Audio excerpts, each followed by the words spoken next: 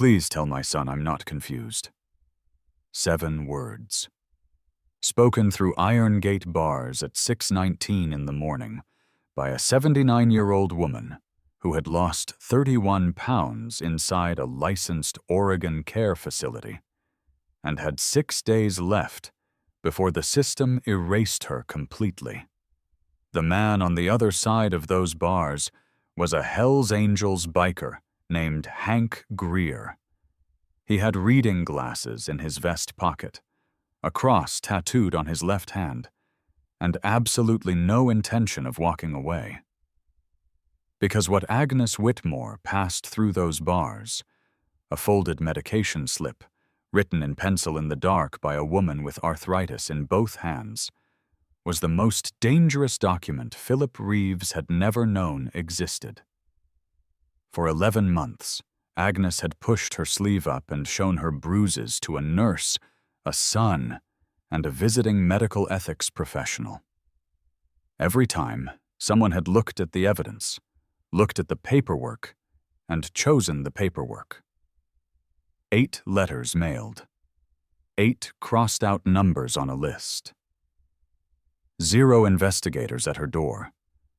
But she had one thing Reeves had never accounted for. She had 6 days. And now she had a biker who knew exactly what institutional silence looked like from the inside, because he had watched it take his own mother. And he had promised himself he would never miss it again. By the time 41 Hells Angels motorcycles rolled into that fog-covered parking lot on Ridgeline Drive, engines off, not a word spoken, this was no longer the story of one woman in one room. It was the story of every resident who had come before her, and the ones who never made it out. If those words hit you the way they hit me, please tell my son I'm not confused. Subscribe, because this story is only just beginning. Drop your city in the comments and stay with me. She had been on that bench since 5:51 in the morning. Not because she couldn't sleep. Agnes Whitmore slept fine. She had spent 34 years making rooms full of children quiet, and she had brought that same discipline to the inside of her own chest. She slept. She woke. She waited. She was waiting for a specific window, the 40 minutes between when the night aide unlocked the garden gate and when morning rounds began. 40 minutes where she might be outside alone. 40 minutes where a visitor might walk through the lot. She had done this 9 times in the last 3 weeks. 8 times, no one had come. 38 minutes left before rounds. The bench was concrete and cold, and the fog off the Pacific sat so low it swallowed the tops of the cypress trees along the property line. March in Coos Bay, Oregon. 44 degrees and everything muffled. Salt in the air. Institutional breakfast drifting from the kitchen vents, powdered eggs and something scorched. The crow on the fence post that always came at this hour always looked at her once, then looked away. Agnes was wearing her powder blue cardigan, the one from home, from the closet on Myrtle Street. She had pushed the left sleeve up to the elbow, deliberately, so the bruise would be visible in the morning light. Yellow-purple, oval-shaped, exactly the width of a thumb, and 3 fingers pressed hard into muscle. She had not gotten it from falling. Her walker sat in front of her on the garden path. She rested both hands on the grip bar. Tap, pause, tap. She had made her way out here in the near dark, and now she was still. Stillness was the only privacy left to her. The visitor parking lot held one vehicle, a motorcycle, dark blue, chrome catching what little light existed. The engine was still ticking as it cooled. Whoever had ridden it here was already inside. Agnes watched the facility entrance. She waited. His name was Hank Greer, and he had been coming to Cedar View every week for 3 years. Not every other Sunday, the way David Whitmore did. Every week. Sometimes twice. He drove 90 minutes each way from outside Bandon to visit his father, Ray Greer, Room 9, who was turning 81 next Thursday, and who still called his son the Corpsman, even though Hank had been out of the Navy for 25 years. Hank was 53, 6 feet, 204 pounds of a man who looked uncomfortable in small rooms and moved through large ones like he was taking inventory. Dark riding jacket, flannel underneath, boots with 80,000 miles on them, reading glasses in his vest pocket, always slightly embarrassing to him, always there, a cross tattooed on his left hand, 4 initials inside it. He didn't explain that tattoo to people. He had come in early this morning to hang a birthday banner in his father's room before staff arrived. Green and yellow, Ray's colors, taped above the window while the old man slept. He'd watched his father breathe for a minute before he left. It was the kind of thing you do when you've learned not to take the breathing for granted. He was walking back to his bike at 6:19 a.m., keys in hand, unhurried, not looking for anything. He heard the sound before he saw her. Tap, pause, tap. Walker tips on concrete, slow, deliberate, each step considered. He turned. There was a woman on the bench inside the gate. Small, sitting very straight in a powder blue cardigan, both hands on her walker, chin tilted slightly upward. She was watching him with gray eyes that did not ask for pity. They asked for attention. There is a difference, and Hank Greer, who had spent 12 years as a Navy corpsman reading patients before they could tell him what was wrong, understood it immediately. He stopped walking. Full stop. Keys stayed in his hand. She spoke through the iron gate bars, quiet and unhurried, in the voice of a woman who had spent a career making rooms full of people listen. Please tell my son I'm not confused. Now, I want to stop here for a moment, because those 5 words, I'm not confused, are not just a plea. They are a diagnosis of exactly what was being done to her. There is a specific kind of cruelty that doesn't leave marks you can easily photograph. It works by making you doubt yourself, by writing in a chart that your memory is unreliable, by nodding patiently when you report pain and then documenting that you expressed confusion about routine care, by building, slowly and deliberately, a paper version of you that is frightened and disoriented, so that the real you, the sharp and furious and precise you, has no credibility left when she finally speaks. Agnes Whitmore was not confused. She knew exactly what was being done to her. And she had chosen her 7 words with the precision of a woman who understood that her most powerful weapon was the clarity of her own mind, and she was protecting it. If you are 55 or older, if you have a parent in a facility, if you have ever been the person responsible for making sure someone is safe, listen carefully to what comes next. Because this is not a story about somewhere else. This is a story about a system that exists in every state, in every county, behind every tasteful brochure with a photograph of a garden. The garden behind Agnes looked peaceful. Frost-burned marigolds in the raised beds, a ceramic frog by the gate post, a bird feeder someone's family had brought 2 Christmases ago. It looked exactly like what it was supposed to look like. and a 98-pound woman with a bruise on her left arm had been awake since before sunrise, waiting for a stranger to walk past a parking lot. Hank crouched to her eye level at the gate. He put his reading glasses on, fingers loosely through the bars, not gripping.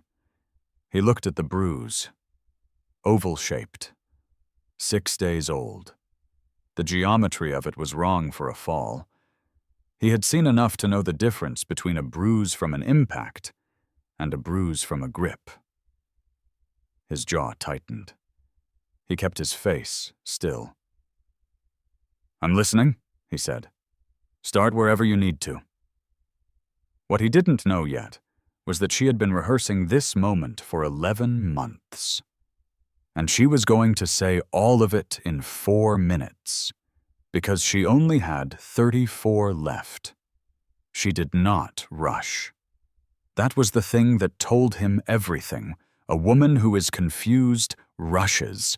A woman performing distress rushes. Agnes spoke the way she had taught her students to write. One clear sentence, each one earning the next. "I've been here 11 months. I've lost weight. My medication is given on their schedule, not my doctor's. I cannot reach my call button from a lying position." Hank nodded.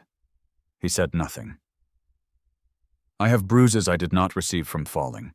7 in 5 months. I have photographs. My son's old disposable camera. I used all 27 exposures."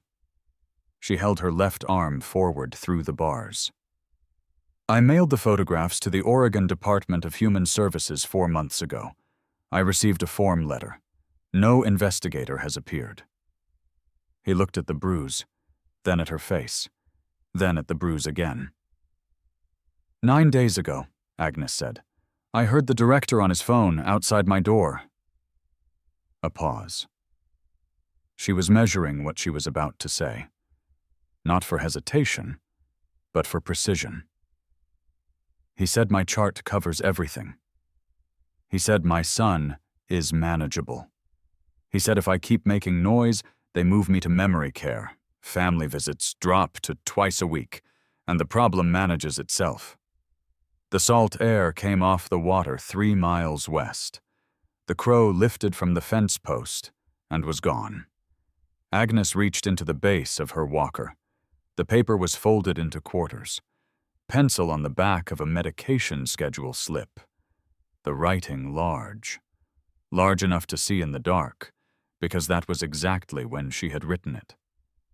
She had written it in the dark, lying in her bed, listening to Philip Reeves's voice in the hallway, her arthritic hands moving as carefully as she could make them move, because she understood with the instincts of a 34-year educator that documentation is the only language institutions understand.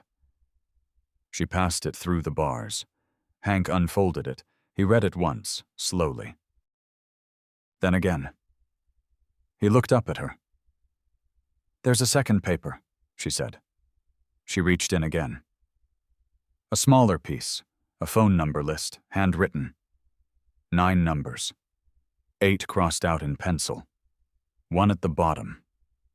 Untouched. Evelyn Marsh. "The 9th number is my husband's sister," Agnes said. "He hasn't let me make that call." Hank looked at the list.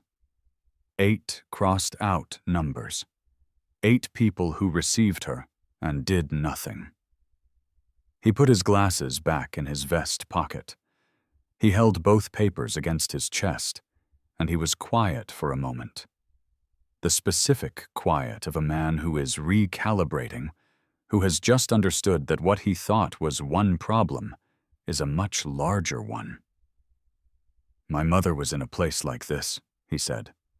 "Outside Eugene. I drove 4 hours every weekend. I still missed what was happening to her." He stopped. "She died at 74. Agnes looked at him. "I am not going to miss it again," he said. "You're not going to memory care. That call on Sunday does not happen." Then he took out his phone. Tombstone, it's Halftone. I need every brother within 60 miles at Cedarview on Ridgeline Drive in Coos Bay. Now. A pause. The weight of the demand settling on the other end. What's going on? Elderly woman, licensed facility, documented physical abuse, Medicare fraud, running 11 months, 6 days before the evidence gets buried inside the system. We're not waiting for the state to take their time on this one. Say no more. We're coming. The line went dead. And that was it. No questions about proof. No concerns about legal exposure. No debate about whether this was the chapter's business. Just 41 men who understood, without needing it spelled out, that some things cannot wait for the right forms to be filed. Because that's what brotherhood meant when it actually meant something. Hank looked at his watch. 6:31 a.m. Here is something worth understanding before we go further. Because the word brotherhood gets used a lot, and it can sound like theater, like men in leather vests deciding they are more important than the institutions built to protect people. That is not what this was. What this was, and what you will see play out over the next 6 days, is what happens when a formal system, built with legitimate authority and genuine intention, is so thoroughly corrupted from the inside that it can no longer see what is right in front of it. Agnes had tried the system. The system had sent form letters. The system had let a visiting ethics professional look at a bruise, look at a chart, and choose the chart. The 41 men who were about to park their motorcycles in that fog-covered lot were not replacing anything. They were buying the time that the system, if it functioned correctly, would eventually need. They were the 40 minutes between the locked gate and the morning rounds. You might expect what came next to be loud. You might picture 41 motorcycles roaring up Ridgeline Drive, engines shaking windows, making a statement. That is not what happened. The first 4 brothers arrived at 7:48. 4 bikes rolling slowly into the far end of the visitor lot. Engines cutting off almost in unison. 4 men getting off without hurrying. No noise, no demonstration, just presence. By 8:15, 41 motorcycles were parked in that fog-covered lot. In formation. Silent. The only sounds were the HVAC system cycling on the roof and the Pacific 3 miles west, and the occasional quiet word between brothers checking in. 41 men standing in the coastal Oregon cold, not moving, not shouting. Waiting. Diesel, 33, youngest brother in the chapter, phone mount already on his jacket, was already documenting. Because 41 motorcycles in a fog-covered parking lot at 8:15 in the morning was going to be seen regardless. Better to control what it looked like. Ezra Vale stood at the front. Road name: Tombstone. 58 years old, with the kind of face that made insurance adjusters excuse themselves from rooms, and came directly from 11 years inside a system that had used documentation to do exactly what Reeves was doing to Agnes. He had come out of that experience with a paralegal certificate and a precise understanding of how institutional paperwork becomes a weapon. He knew which Medicare billing codes were fraudulent before the documents finished printing.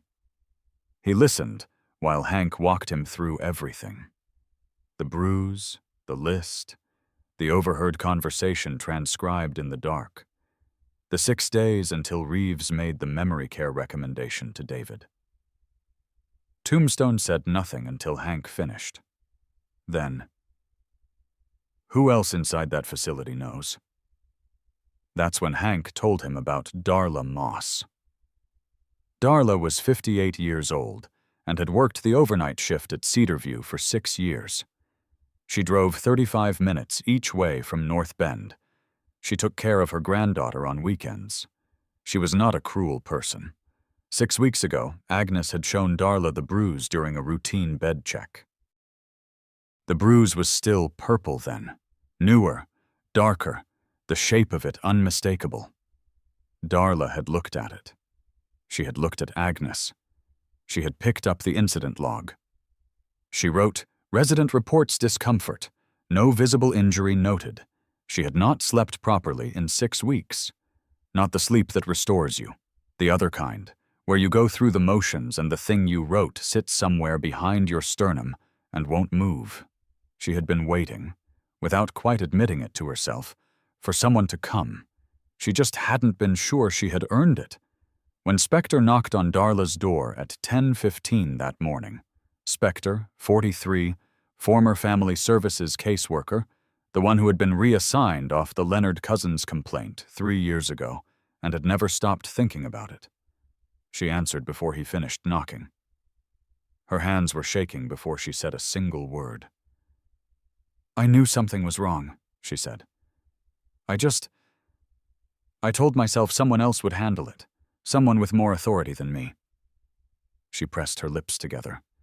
She couldn't look at him directly. "She showed me the bruise. I saw it. I wrote that I didn't." She said it plainly.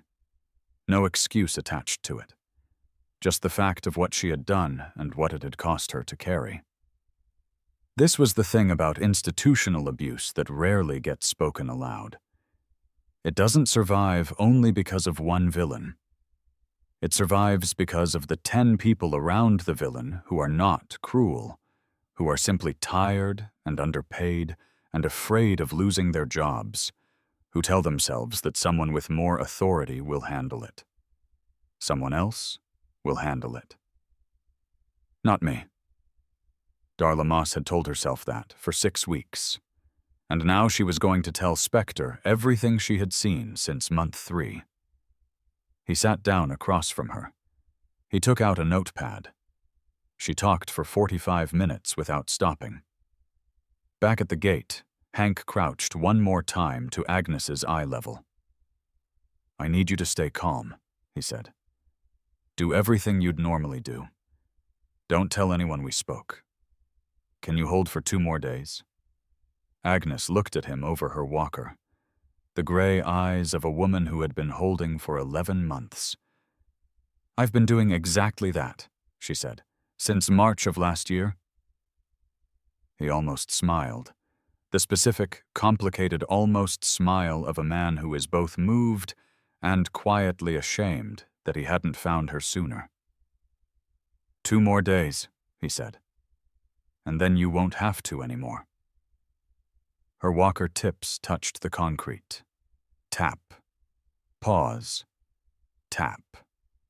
Back up the garden path, through the door, into the facility that had spent 11 months deciding she wasn't credible. The door closed behind her. Hank stood up. He turned to face the 41 men waiting in the parking lot on Ridgeline Drive. And now, armed with a transcribed phone call, a list of 8 crossed-out names, and a retired schoolteacher's 34 years of knowing exactly what she saw, Hank Greer and the Coos Bay chapter were about to go to work. Ironside had seen Medicare billing files before. 19 years with Oregon State Police, Financial Crimes Unit, before a bad knee and a worse supervisor ended his career in a filing cabinet instead of a courtroom. He had spent those 19 years learning that the most sophisticated theft in America does not happen at gunpoint. It happens in spreadsheets. It happens in the gap between what a form says was delivered and what actually reached the person it was supposed to protect. He was 61 years old, heavy-set, with the careful, unhurried manner of a man who has learned that most people reveal themselves completely if you simply give them enough silence to fill. He looked at the papers Hank had spread on the hood of a truck in the far corner of the parking lot. The overheard conversation. The medication schedule slip with Agnes's handwriting on the back. The crossed-out phone number list. He looked at them the way he looked at everything. Inventory first. Speak second. 6 days, he said. 6 days, Hank confirmed. Reeves calls David Whitmore on Sunday. Memory care recommendation. Once that's filed, her standing as a competent witness is legally compromised. Ironside nodded slowly. Then we need the billing records before Sunday, not after. Can you get them? Ironside looked at him. I know 3 people at CMS Portland from my OSP days. One of them owes me a conversation. He paused. Agnes's outside physician. You said her name is on documents she never signed. Darla confirmed it. PT sign-in logs, coordinated care visit records, Dr. Patricia Huang's name, 8 months of sessions she never conducted. Ironside's expression did not change, but something behind it went very still. That, he said quietly, is federal. That is not a state licensing complaint. That is Medicare fraud, and it has a signature on it. He took out his phone. 8:47 a.m. Gravel was the one who went to Agnes. His real name didn't matter much anymore. Road name, Gravel, 55 years old.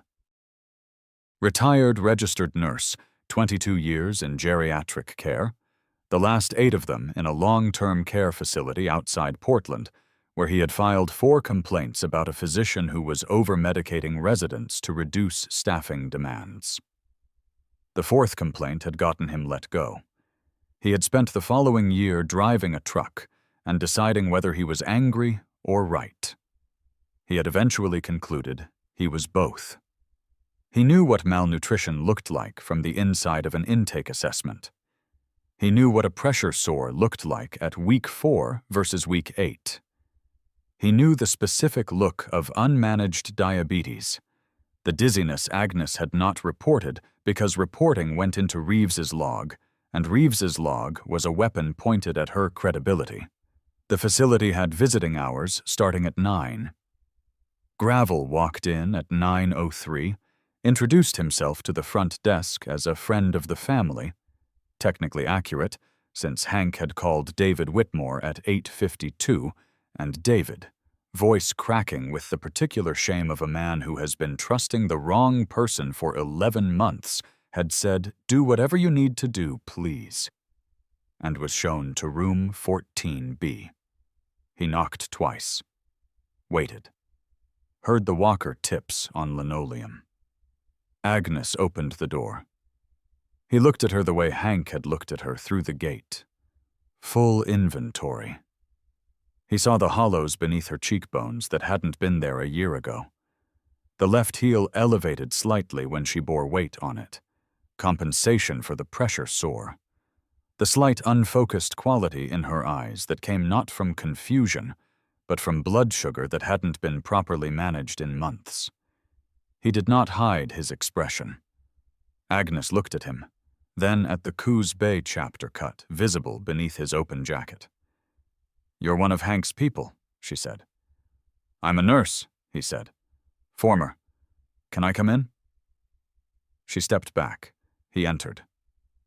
The room was 11 by 13 feet, a window overlooking the parking lot, not the garden, a bed rail on the left side, bare metal where the padding had been. He noted it. The call button above the bed, mounted 6 inches beyond what a lying person could reach without sitting fully upright. He noted that, too. He set his bag down and crouched to look at her heel without being asked. She sat on the edge of the bed and let him. The pressure sore was at 4 weeks minimum. The tissue at the center had begun to change color in a way that concerned him considerably. He took 2 photographs with his phone. Then he looked at her left arm, the bruise she had shown Hank through the bars. "Who transferred you last Tuesday?" he asked.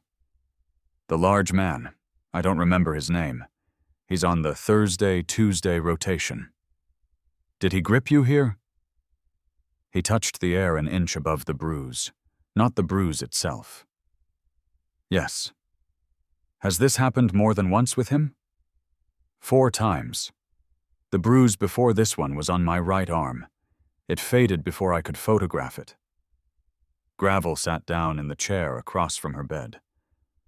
He looked at this 98-pound woman sitting upright on the edge of her mattress with both hands on her thighs, and he felt the specific, cold anger that had ended his nursing career and that he had learned, over the years since, to convert into something useful. "Mrs. Whitmore," he said, "I need to take your blood sugar." She extended her arm without hesitation. The reading was 287. He looked at it for a moment. Then he took out his notepad. "Tell me what your medication schedule was when you arrived here," he said. "Tell me exactly." She told him. 30 minutes of exact, sequential memory. Dosages, timing, the specific changes that had been made in month 6 without notification to her outside physician. The diction of a retired schoolteacher who had spent 34 years understanding that precision is kindness. When she finished, Gravel looked up from his notepad. "You are not confused," he said. Agnes held his gaze. "No," she said. "I am not." Room 14. B. Looked like what a care facility room is supposed to look like. Pastel walls, a photograph of a garden taped near the window, a small shelf with 3 books, and a ceramic cat someone's grandchild had made in art class. And beneath the mattress, taped to the bed frame in a plastic sleeve, because Agnes Whitmore had not survived 11 months by being careless, was a second medication schedule slip. The original. The one from the month before Reeves had altered the protocol. Dated, her outside physician's prescription printed at the top. She handed it to Gravel. He looked at it, then at what was currently being administered according to the log sheet on her door. The differences were not minor. Tombstone set up the war room in the back room of a Coos Bay Chapter Associates garage on Industrial Avenue, 7 minutes from Ridgeline Drive. Folding tables, 2 laptops, a whiteboard Diesel had found in a recycle bin behind an office supply store and wiped clean with a t-shirt. By 11:30 a.m., what they had assembled on that whiteboard was the following: 11 months of Agnes Whitmore's medical records, obtained by Gravel through Dr. Patricia Huang's office. Dr. Huang, Agnes's outside physician, who had not seen Agnes in 5 months, and whose name appeared on 8 months of coordinated care visit documentation she had never written, who had been reached at 10:20 a.m., and whose voice, when Ironside finished explaining, had gone so quiet the line sounded dead. A Medicare billing summary, pulled by Ironside through his CMS contact, showing $4,200 billed monthly per resident for services including physical therapy, specialized nutrition programs, and coordinated physician care. Cross-referenced against PT sign-in logs showing 3 months of actual sessions out of 11 billed, $41,200. Agnes Whitmore alone, 11 months. Diesel pulled records for 12 additional residents showing identical billing patterns. The whiteboard number grew. Then Spector walked in from his interview with Darla Moss. He set his notepad on the table. "She gave me 14 incidents," he said. "Dated, specific. She's prepared to make a formal statement." He looked at Tombstone. "And she gave me a name. Leonard Ray Cousins." The room went quiet. Tombstone said, "The previous resident. Died 14 months after admission, March 2020 to May 2021. Admitted, same pattern, documented cognitive decline added to chart at month 4, memory care recommendation at month 7, dead at month 14. Spector paused. Sandra Cousins filed a complaint with Oregon DHS in June 2021. The investigator who received it was reassigned 3 weeks later. Case marked inconclusive. He let that land. The investigator who received it, he said, was me. Nobody spoke. The refrigerator in the corner hummed. Somewhere outside, a motorcycle idled and cut off. Every man in that room understood, without saying it aloud, that they were not simply trying to get Agnes Whitmore out of room 14B. They were trying to stop something that had already killed before. What he'd thought was one man's operation, that was the thing he'd gotten wrong. Ironside leaned over the laptop. He pulled the facility's Oregon HHS certification filings for the past 3 years. He cross-referenced them against the inspection schedule. All 6 state inspections in the last 3 years, he said, announced 72 hours advance notice. Every one. Diesel looked up. Facilities can request announced inspections? No, Ironside said. They're supposed to be unannounced. Someone was giving Reeves the schedule. He turned to face Tombstone. This is not a rogue administrator running a scheme in isolation. Someone at the state level is feeding him inspection dates.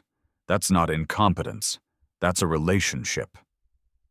Tombstone looked at the whiteboard.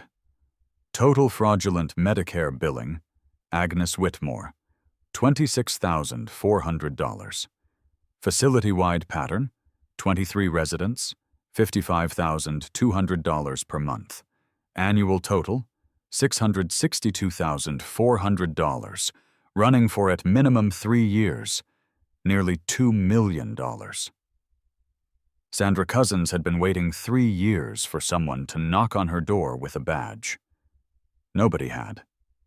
So when Hank knocked, no badge, no authority, just a man in a leather vest who had Agnes Whitmore's name in his phone and Spector's reassignment paperwork in his hand.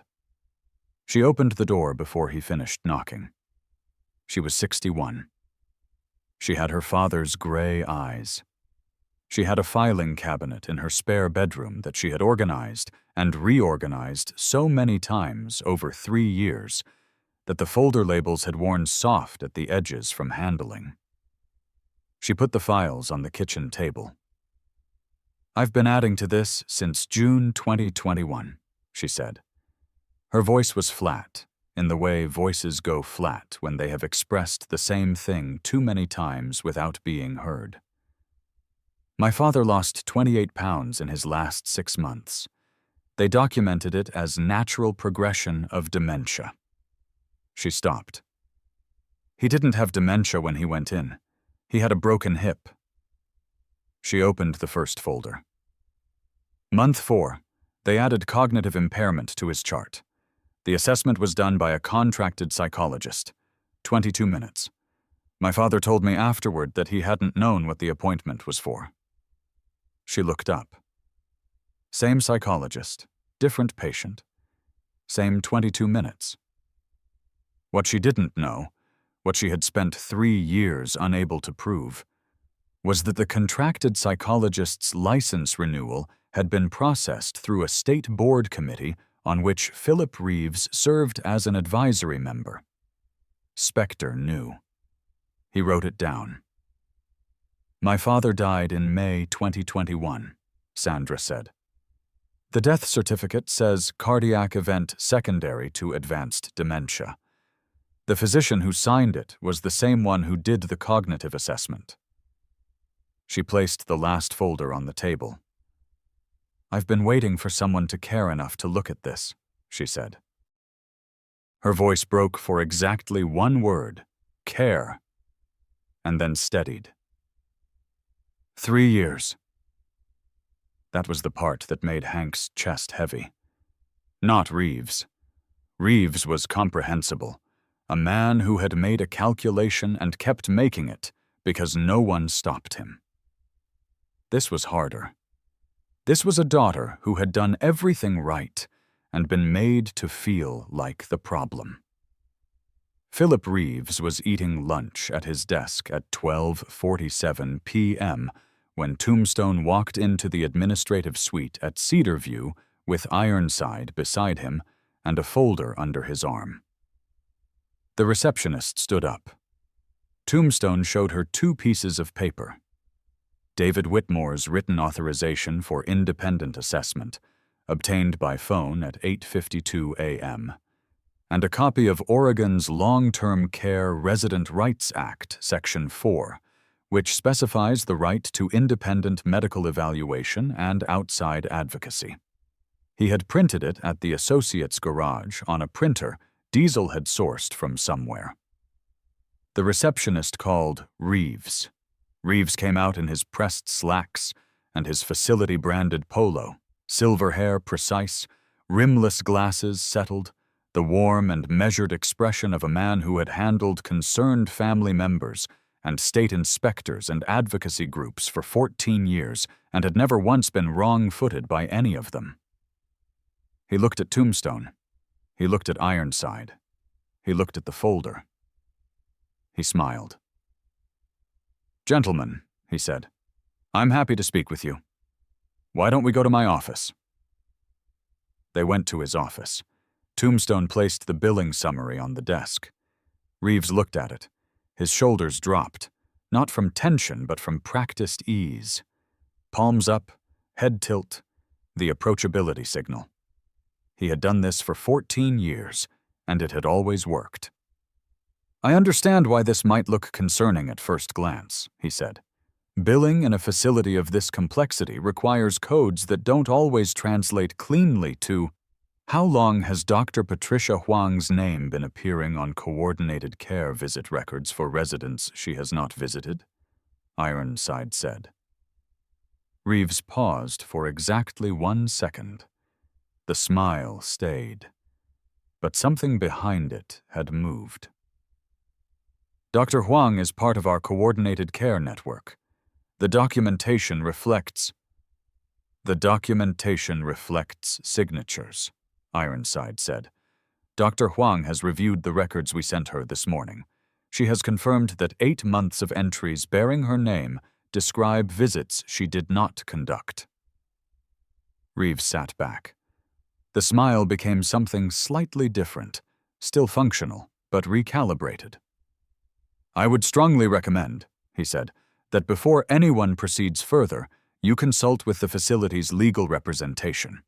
Because what you're describing, the presence of outside parties in an administrative capacity, contact with medical personnel, the nature of these documents—" He straightened his glasses. "I want to be clear about the exposure this creates. For everyone in this room, our attorneys have handled situations like this before, and I can promise you that the outcome is not typically favorable for the parties who— The FBI's Portland field office," Tombstone said, "has an open case on Medicare billing irregularities in Coos County care facilities. They've had it open for 14 months. The word FBI is a different kind of word than attorney or exposure or legal representation. It does not create room to maneuver. It creates a different kind of silence." Reeves's hands, which had been open on the desk, closed. "That has nothing to do with—" "They hit a wall," Tombstone said. "They built a financial trail. They didn't have the physician documentation. They didn't have the inspection schedule leak. They didn't have Leonard Cousins." He paused. "Now they do." Reeves looked at the folder. Then he said something he had clearly not intended to say. "I was careful," he said. "I was so careful." It came out flat. Not a defense, just a statement from somewhere underneath the performance, from the place where a man lives who has spent years believing that careful is the same as safe. Tombstone looked at him for a moment. "Mrs. Whitmore was more careful," he said. There was a second person to see. Not Reeves. Reeves had a lawyer calling within 15 minutes and would say nothing further. The second person was a man named Gerald Purdy, 54, Assistant Regional Director for the Oregon Department of Human Services Long-Term Care Division. The man whose office had received Agnes's letter in month 7 and sent a form letter in response. The man whose signature appeared, Ironside had found, on 6 of the last 8 approved inspection schedule notifications for Cedarview. The announced inspections. All of them, the ones that should not have been announced. Ironside drove to his office on Commercial Avenue. Gerald Purdy was a careful man.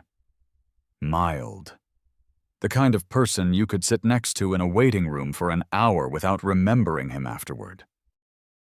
He had worked in state government for 22 years and had never filed a complaint or raised his voice or done anything that could be characterized as misconduct if you looked at any single action in isolation.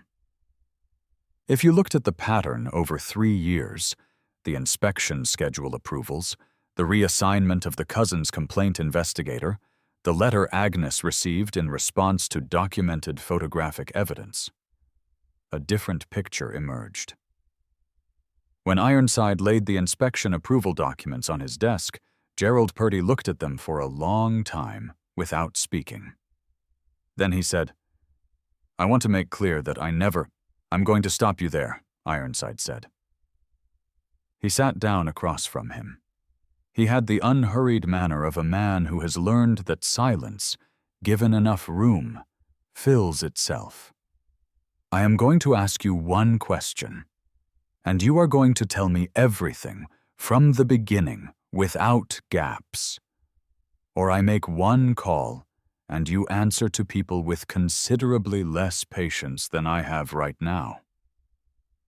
Gerald Purdy looked at the documents.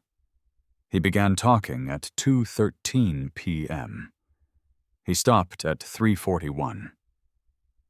He told Ironside about the 3 lunches with Reeves over 18 months. The framing of it, coordination between facility management and regulatory oversight to ensure inspections were efficient and non-disruptive. The way it had seemed, at first, like a reasonable professional relationship. The way it had moved, incrementally, in the direction it always moves when someone decides that efficiency is more important than accountability. He had not hurt anyone, he said. He had just made things easier. The narrator needs to slow down here, because Gerald Purdy is the person this story is really about. Not Reeves. Reeves is comprehensible. Predators make calculations, and the calculation Reeves made was rational within a system where no one was watching. Reeves happened because Gerald Purdy made things easier. Gerald Purdy made things easier because someone before him made different things easier. And at each step, the person making things easier told himself that someone with more authority was responsible for the outcome. This is how institutions fail people who need them. Not in one dramatic moment of corruption. In 100 small decisions by reasonable people who chose ease over accountability and told themselves that the distance between their choice and the harm it caused was someone else's problem. Agnes Whitmore mailed 8 letters and wrote in the dark with arthritic hands because 100 reasonable people chose not to look. Special Agent Maureen Daly arrived at the Industrial Avenue garage at 4:15 p.m. Plain clothes, a gray jacket and flat shoes, and the face of someone who had been working this case for 14 months and was currently running on coffee, and the specific frustration of having a financial trail that stopped 3 documents short of indictment. She was not warmly welcomed. She had not expected to be. Tombstone met her at the door. He looked at her the way he looked at everything. Direct, unhurried, assessing. "I'm told you have material relevant to an open federal investigation," she said. "Depends what you're investigating." Short pause.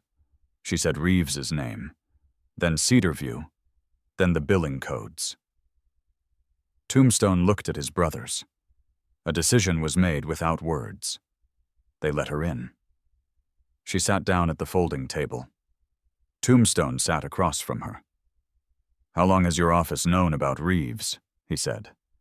She held his gaze. 14 months. Agnes Whitmore has been in that facility 11 months. He let that sit. We got her medical records, physician documentation, and an inside witness statement in 6 hours. You had 14 months. Daly had no good answer. She knew it. She didn't attempt one. "We built the financial trail correctly," she said. "By the book. What we couldn't close was the physician's signature gap and the state-level connection. Without those, the charges don't hold past a preliminary hearing." Tombstone reached under the table. He placed the folder in front of her. She opened it. She read for 3 minutes in silence. Then she set her pen down and leaned forward slightly. "The inspection schedule approvals," she said. "We had Purdy as a person of interest for 4 months. We couldn't establish the mechanism." She looked up. "This establishes the mechanism." "Agnes Whitmore gets a victim advocate assigned before the first federal interview," Tombstone said. "Nobody speaks to her without her asking first. The memory care reclassification, Reeves's recommendation call to her son on Sunday, does not happen." Daly looked at him. "That call doesn't happen because Reeves is not going to be making any calls on Sunday," she said. "We'll be in touch." She stood. "Agent Daly." She turned. "Do right by her," he said. "That's the job." A beat. She left. Tombstone stood for a moment in the silence of the garage. Outside, motorcycles were idling softly. Inside, the whiteboard showed a number that had grown, over 8 hours, from 1 woman in 1 room to a pattern spanning 3 years and $2 million, and at least 1 man who had not survived it. The system wasn't broken. That was the thing that people got wrong when they looked at a story like this one. A broken system can be fixed. This one was working exactly as it had been shaped to work. Slowly, carefully, with procedural protection for every party, including the ones doing the harming. Nobody designed it to be cruel to Agnes Whitmore. It turned out that way because 100 reasonable people chose ease over accountability, and the woman who paid for it was 98 pounds and could not reach her call button from a lying position. The brothers had not replaced the system. They had bought it the 6 days it needed to work. Reeves was arrested at 7:14 a.m. on Thursday, 2 days after Tombstone's meeting with Daly, and 4 days before the Sunday call that was never going to happen. He was at his desk. He had come in early. The pressed slacks, the polo, the rimless glasses, the cologne. The door to his administrative suite opened, and there were 4 people in it who were not facility staff. He looked up from his computer screen with the expression of a man interrupted during a normal morning. He asked, once, quietly, whether someone could contact the facility's HR coordinator about rescheduling a staff meeting. As if that were the thing that needed handling. As if the residents in 23 rooms, and the woman in room 14B, and the man named Leonard Cousins, who had died in May 2021, could wait while he sorted out his calendar. The officer reading him his rights used the same calm, unhurried voice that Hank Greer had used at the gate at 6:19 a.m.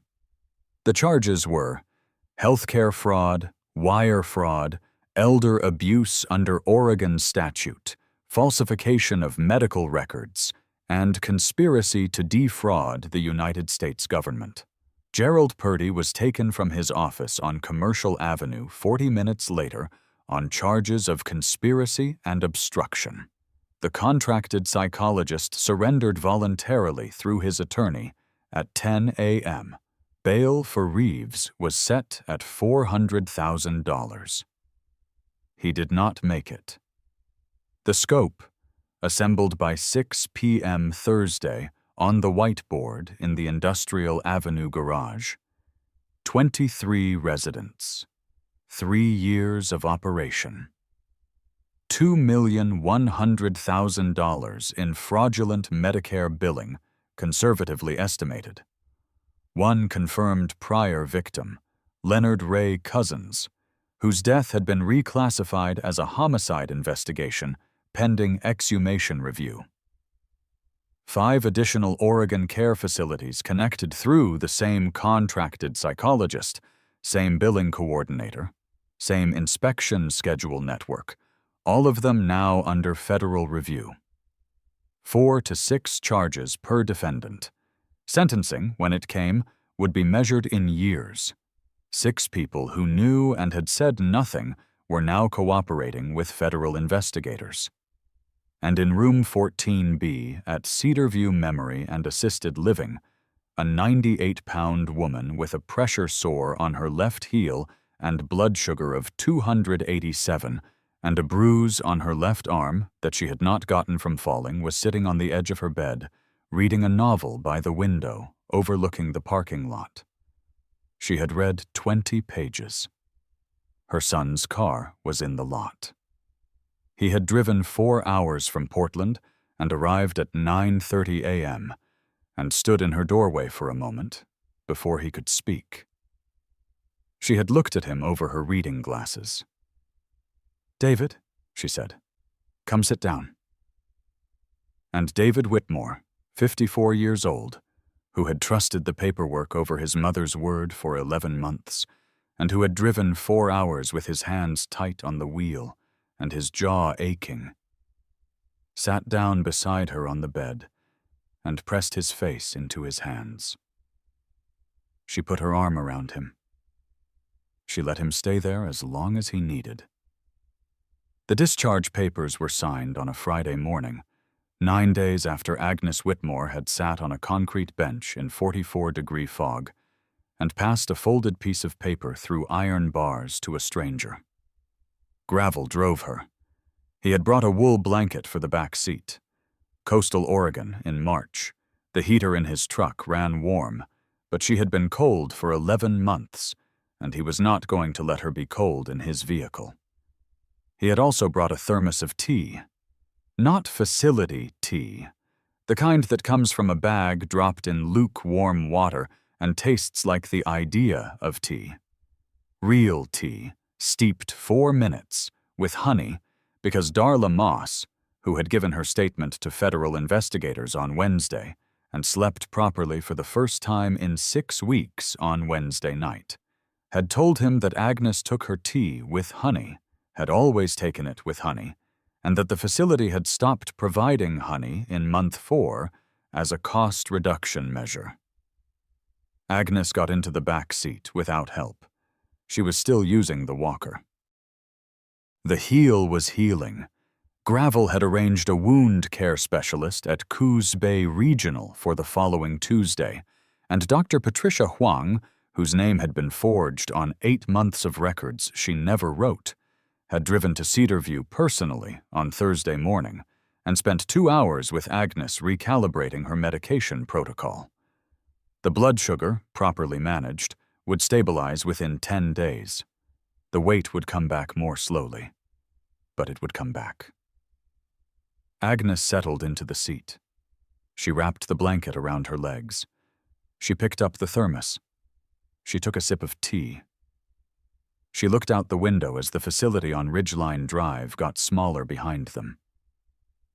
She did not look back at it. The housing was on Myrtle Street. Not the same house. Her house on Myrtle Street had been rented in her absence, David managing the paperwork from Portland while she was at Cedarview, a practical decision that had made sense 11 months ago and that David had not mentioned to her since Wednesday, because there was a limit to how much a person could carry at one time. But it was the same street. The chapter had found the rental through a Coos Bay associate whose mother-in-law had moved to her daughter's house in Medford and left a 2-bedroom bungalow sitting empty. First 3 months' rent, $4,100 raised by the chapter in 18 hours through a quiet call to 7 other Oregon chapters. No announcement, no fundraiser page. Just brothers calling brothers because Tombstone had asked once, and that had been enough. Brimstone had handled the arrangement. 67 years old, the club elder, the one who had sat with David Whitmore at a diner table on Wednesday morning and told him, gently, everything that 11 months of trusting the wrong paperwork had cost his mother. Brimstone had a way of delivering terrible information that did not diminish the person receiving it. He had done it for 40 years, for families and brothers and strangers, and he had learned that the most important part was not softening the blow, but sitting with the person afterward, for as long as they needed, until they could breathe again. David had needed about an hour. Brimstone had stayed for 2. The key to the Myrtle Street bungalow was on a small ring with a ceramic tag. A sunflower, yellow and white, the kind you find in a tourist shop. Brimstone had picked it up at the gas station on his way over because the bare key ring had felt insufficient for the occasion. He handed it to Agnes in the doorway.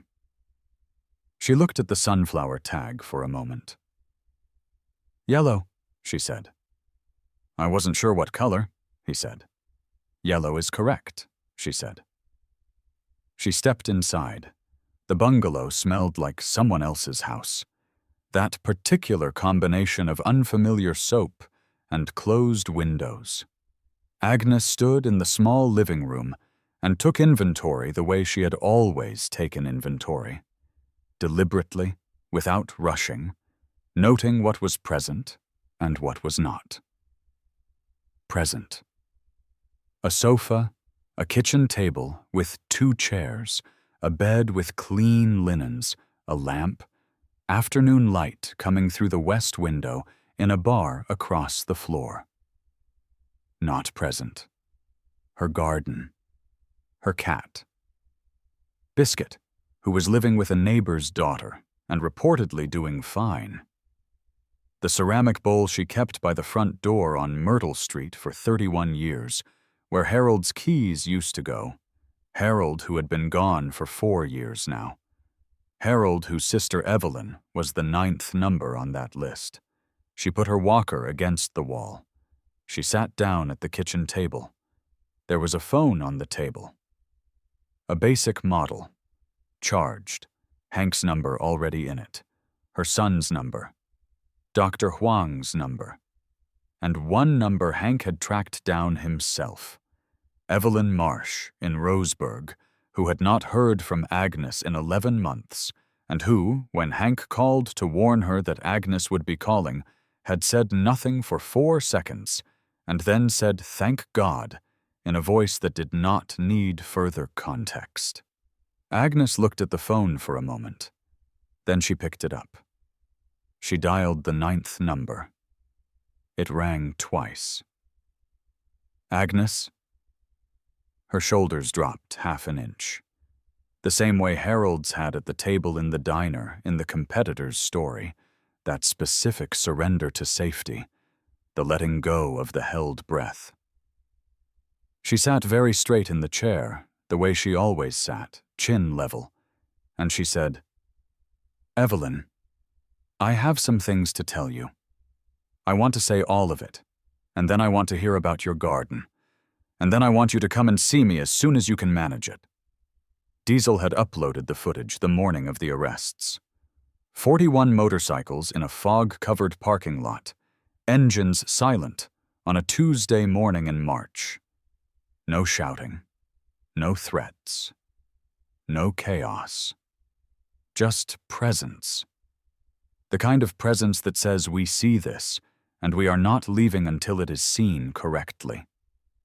The video had been viewed, by Friday afternoon, 600,000 times. The comments were mostly from people over 50, from sons and daughters with parents in facilities. From former care workers who wrote long, careful paragraphs about what they had seen and stayed silent about and couldn't stop thinking about. From people who said my mother or my father or I was afraid this was happening and I didn't know what to do. Diesel read every comment for 3 hours and then had to stop because it was making him feel something large and complicated that he hadn't yet found the right vocabulary for. He was 33, the youngest brother in the chapter. He had joined because of Tombstone, who had known his father, and he had stayed because of the thing he kept seeing the brothers do that he could not find anywhere else, the specific, unhurried willingness to sit with a hard thing and not look away from it. He put his phone in his pocket. He went to help Gravel carry groceries into the Myrtle Street bungalow. The medical visit happened on Tuesday of the following week.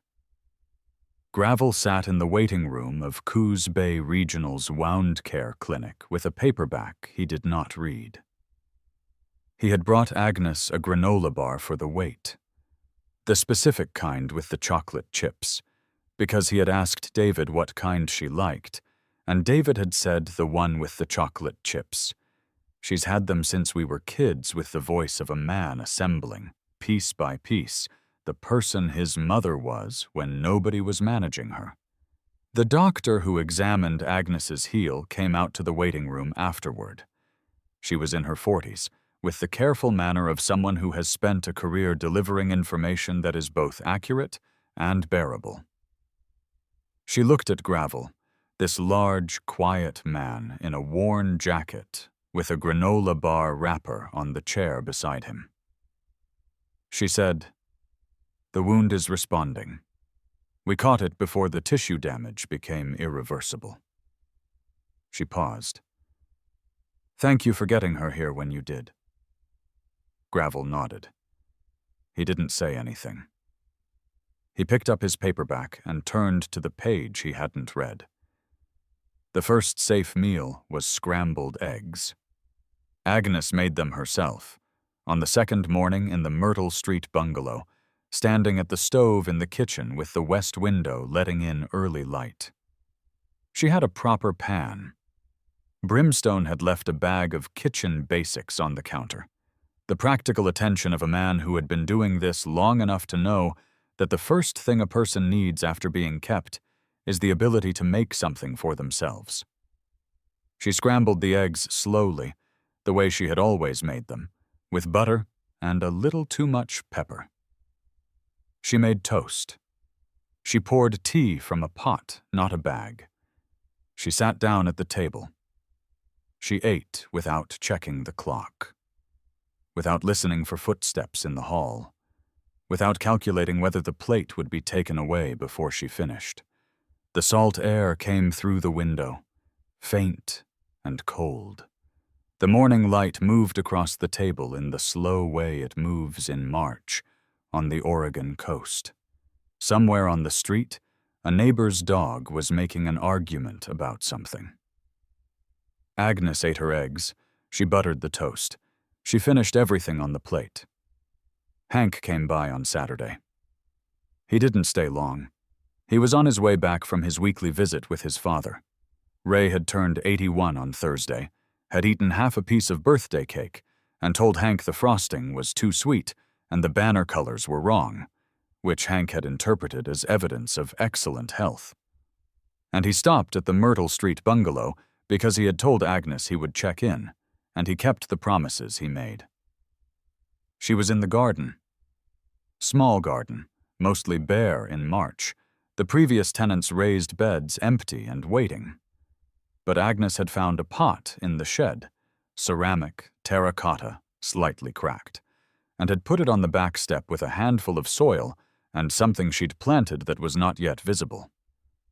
She was looking at it with the expression of someone who has made a plan. Hank stood at the back gate. He watched her for a moment. She didn't notice him immediately, and he didn't announce himself. He watched a 79-year-old woman stand in a cold March garden and look at a pot of soil with the specific patience of someone who has remembered how to wait for the right reasons. Then she turned and saw him. "Hank?" "How's the heel?" "Improving. How's your father?" "Difficult, in good health?" She almost smiled, the almost smile of a woman who has relearned that small things are permitted to be amusing.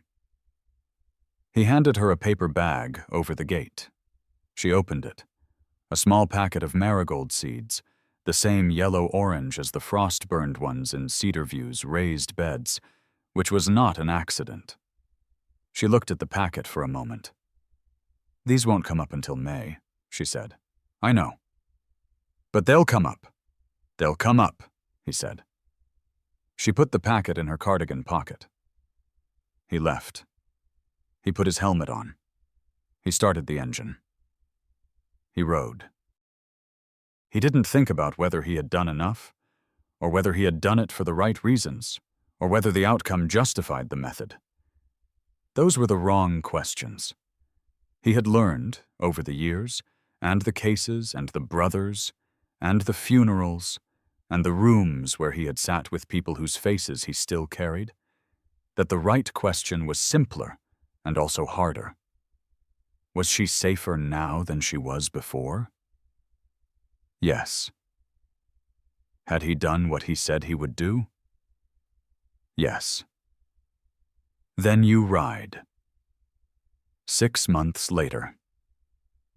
The marigolds came up in May and were enormous by July, the kind of growth that happens when a person pays close attention to something and the something responds. Agnes was back at 93 pounds. Not her full weight yet, but no longer in the range that had made Gravel's expression go still in room 14B. She walked with the walker still, though Dr. Huang had noted at her 2-month appointment that her gait had strengthened measurably since the medication protocol had been corrected. The blood sugar was managed. The heel had healed clean.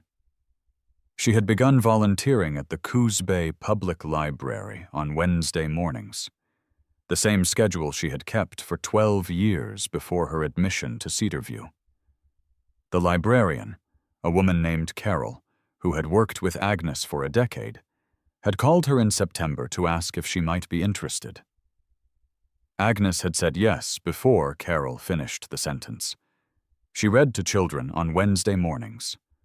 The same voice she had used for 34 years in classrooms, measured, unhurried, the voice that makes rooms full of people pay attention.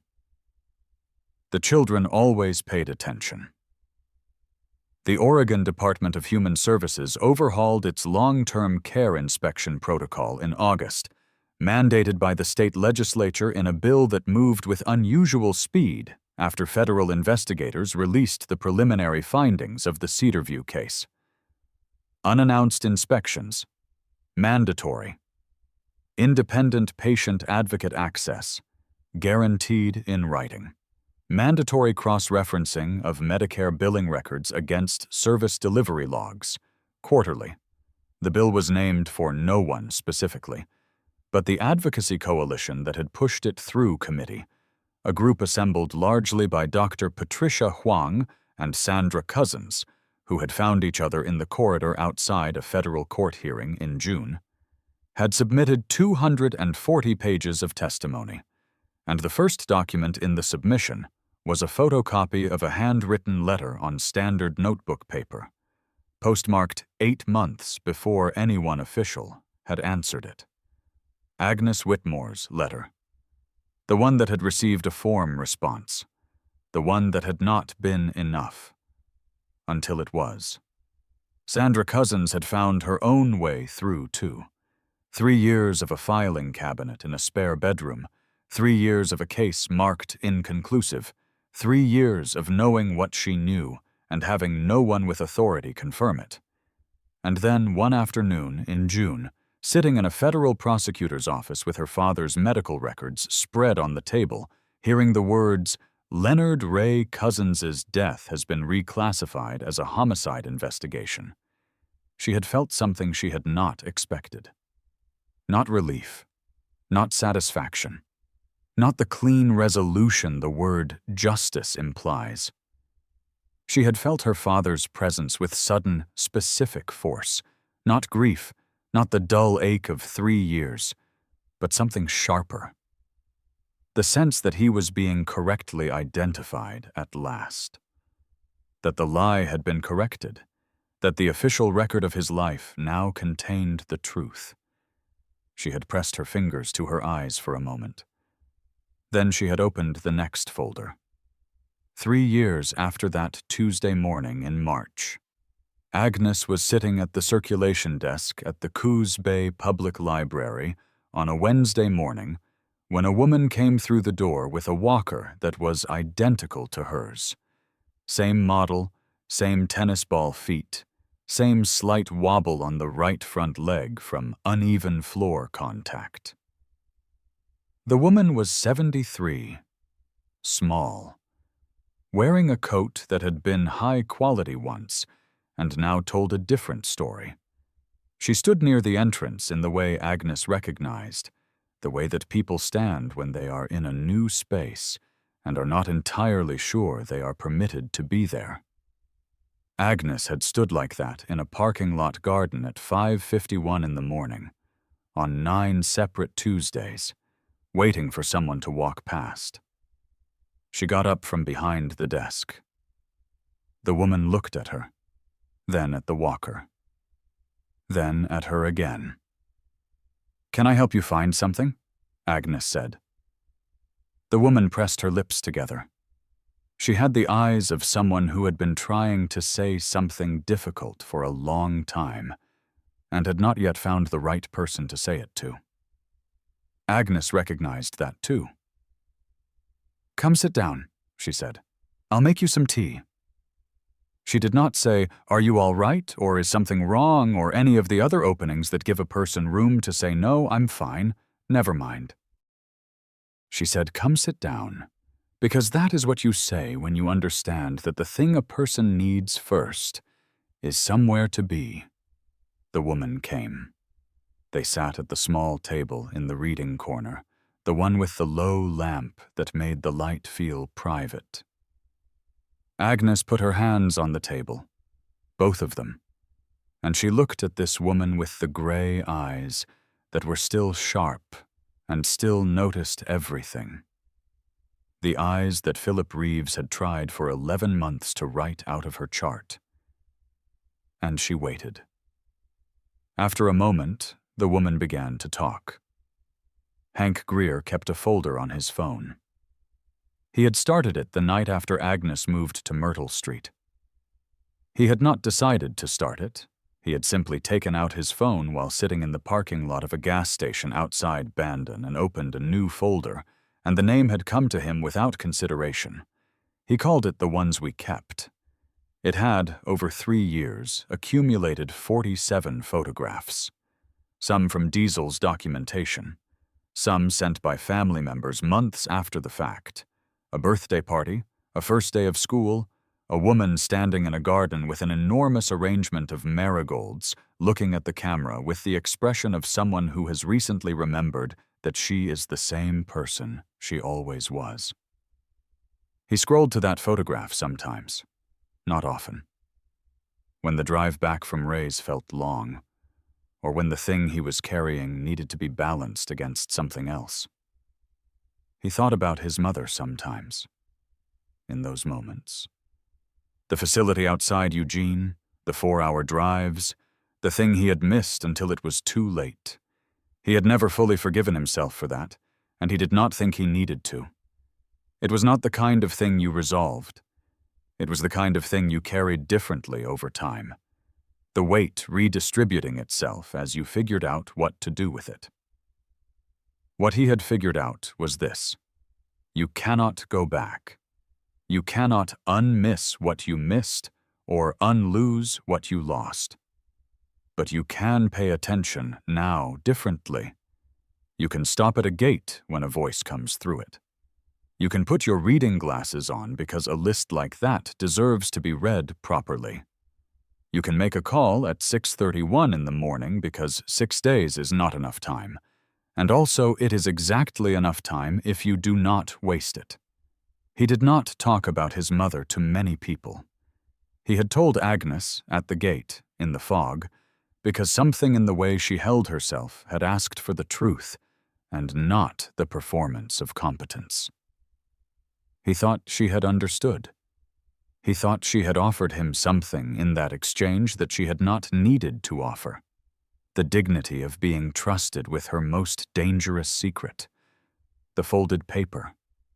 The crossed-out list. She had given that to him not because he was the best available option, but because he was the one who stopped. 7 people had walked past a man with a limp in a competitor's story. 8 numbers had been crossed out on a list, tucked in the base of a walker. The question was never whether the right person was available. The question was whether the person available chose to be right. He closed the folder. He started the engine. The road back to Bandon was 45 minutes of coast highway, the Pacific to his right, fog burning off the water in the early morning, the salt air that meant Oregon. He had ridden this road so many times, he no longer counted. He rode it because his father was there, and because it was the kind of road that made it easier to think clearly, and because sometimes the movement itself was enough. He pulled onto the highway. Behind him, Coos Bay got smaller. Ahead of him, the road stretched open and wide. If you have ever sat in a waiting room with a folder full of documentation and been told there is nothing to be done right now, this story is for you. If you have ever called to check on someone and been told they are being well cared for and hung up not quite believing it, this story is for you. If you are the person in room 14B, or if you love someone who might be, or if you are the David Whitmore in this story who trusted the paperwork over the person, this story is especially for you. Because David Whitmore is not a villain. He is every one of us who has been busy and tired and willing to believe the official version because the alternative is too frightening to hold. Here is what Agnes Whitmore's story teaches that does not fit on a poster. The system that failed her was not designed by people who wished her harm. It was shaped, over time, by 100 small decisions made by people who were tired and underpaid and afraid, who chose ease over accountability, and who told themselves that the person responsible for protecting the woman in room 14B was someone with more authority than them. And that person told themselves the same thing, all the way to the top.